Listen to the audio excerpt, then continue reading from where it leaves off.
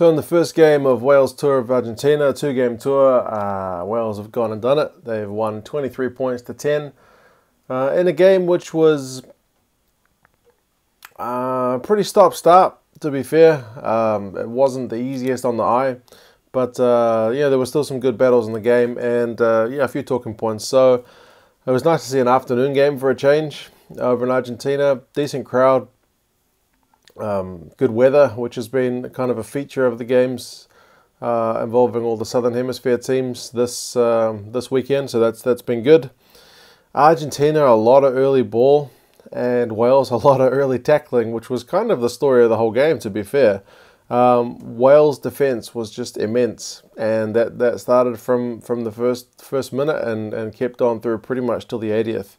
Also, their work at the breakdown was pretty key in just sending the Argentinians back the other way. So Argentinians would build up phases, have lots of ball, and then eventually they would just give away a penalty by cleaning out incorrectly, or not releasing or something like that, and yeah, it'd be back to Wales.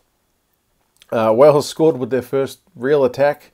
Some magic from Amos set up James Davis with the try. Just that little offload was pretty spectacular in a game which didn't have that many kind of magic attacking moments. That was definitely one of them. Sanchez, who's been really good at Super Rugby recently, wasn't quite able to pull the strings as he has been doing recently. One example is just he kicked the ball dead when he had a penalty. He was trying to put it 5 meters out so they could drive, but he just kicked it dead.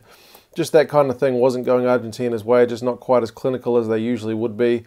And yeah, the Wales defence was, like I said, immense, and they were clinical with what they were doing. Another example would be George North's try from a line-out move.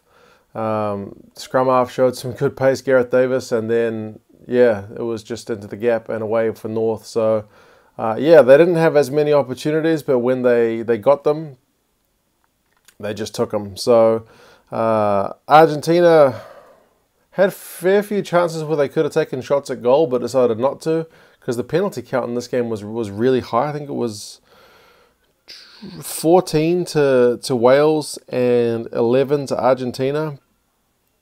So I mean, that's just made for a really stop-start game. Plus, you include 2 free kicks in there as well, 1 to each side. So it was just really never really got a flow going, and 14 penalties is a lot for one side to concede. 11 for the others, not a small amount. So 25 penalties is getting up there.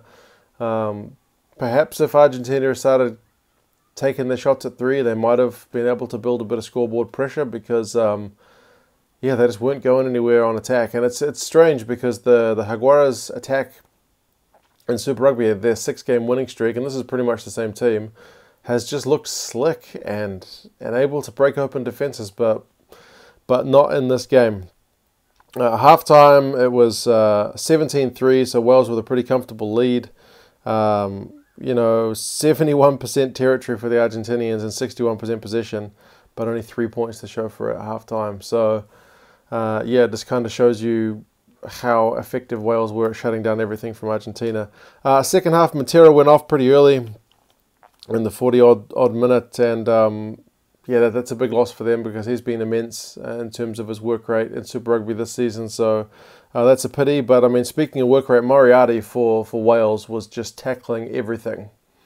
So yeah, his work rate is a large reason as to why Wales were able to do as well as they did. The Argentinian wingers were really quiet. They didn't get much opportunity to kind of run it out wide. A lot of the Argentinian play seemed pretty predictable, and Wales were just able to shut it right down. There was one moment, and it was fairly early on, like in the 50-something minute, Argentina got a penalty, and they just decided to tap it and run. And they ran straight into the Welsh defenders, and then Lavanini did an incorrect clean-out, joining the ruck incorrectly, and penalty the other direction to Wales. So that was kind of the story of the game for Argentina, trying something and it just didn't pay off. Wales just able to shut things right down. So yeah, in the 50-odd minute, you don't need to be taking quick taps. That didn't look to be on. So yeah, it just seems decision-making wasn't quite there. At the end of the game, possession and territory still like 65% to Argentina, but the run meters, tellingly, were quite similar. So while the Argentinians had all the ball, they were running into that Welsh wall and not really going anywhere, whereas when Wales had the ball, they were able to do a bit more with it. Wales' tackling stats were at 90%, which again is very impressive. Made over 200 tackles compared to Argentina's 78, so that just shows you the work that they were getting through. Yeah, it's a good win for a Northern Hemisphere team because England, France and Ireland not able to get the job done, so good on Wales for getting this one over the line. They've still got one more game against Argentina next week, but so far their tour, one win over the Springboks and one win over Argentina, is going pretty well. So yeah, what did you guys think of this game?